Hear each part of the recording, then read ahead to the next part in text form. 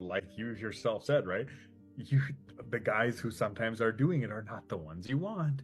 Hello, they would do extremely romantic stuff with you. You could go on a 4chan forum or Reddit, and you'll find a lot of guys who have never felt the touch of a woman who will romance you like no knight in the 14th century could have done. You don't want those guys. So I'm like, again, you can't conflate the process with the people, right? I'm like, romance is occurring out there, but you want romance from the guy it's hard to get romance from, right? He's doing it for someone.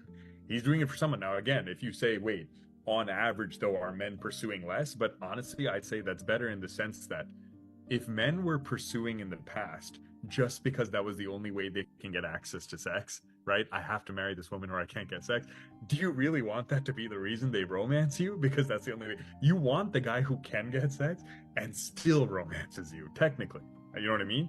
Does that a lot of the time depress a lot of the men because they just get dopamine heavy and women get all this attention, OnlyFans style? So, yes, I agree. But again, on the extremes. The winners are super romantic, the losers are super hidden from the world, and then the average, I agree, is probably less romantic, but not for necessarily the wrong reasons. It's because we don't have to romance for just access to. Why do most men get into relationships? For consistent access to sex? That's Hmm. the truth.